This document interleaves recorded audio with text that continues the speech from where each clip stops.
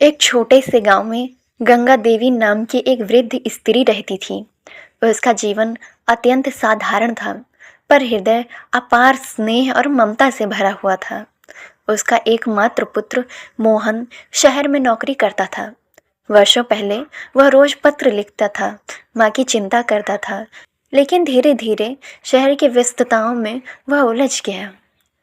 गंगा देवी हर शाम गांव के कच्चे रास्ते पर बैठ जाती, मानो बेटे के आने की आहट सुनने की प्रतीक्षा कर रही हूँ। पड़ोसी उसे समझाते, माँ अब शहर वाले बच्चे जल्दी नहीं आते, पर वह मुस्कुराकर कहती, बेटा चाहे कितना भी बड़ा हो जाए, माँ के पास लौटकर जरूर आता है। एक दिन अचानक गांव में खबर फैली कि शहर में महामारी फैल गई है। गंगा देवी का हृदय कांप उठा। उसने मंदिर में दीपक जलाया और ईश्वर से बेटी की रक्षा की प्रार्थना की। कई दिन बीत गए, पर कोई समाचार नहीं आया। इसी बीच एक शाम दरवाजे पर धीमी से दस्तक हुई।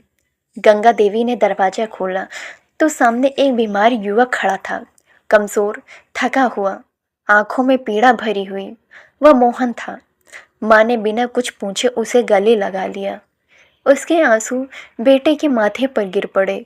उसने तुरंत उसकी सेवा में अपने प्राण लगा दिए।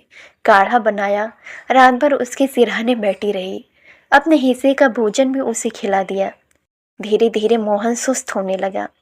बीमारी के दिनों में उसने माँ की सेवा और त्याग को महसूस किया। उसे अपनी उपेक्षा पर पछतावा हुआ।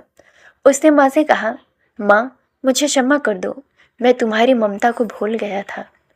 गंगा देवी ने उसके सिर पर हाथ फेरते हुए कहा, बेटा माँ की ममता कभी कम नहीं होती। तुम चाहे जितनी भी दूर चले जाओ, मेरा आशीर्वाद तुम्हारे साथ रहेगा। मोहन ने निर्णय लिया कि वह माँ को अपने साथ शहर ले जाएगा। अब वो समझ चुका था कि संसार की सबसे बड़ी संपत्ति माँ का स्नेह है।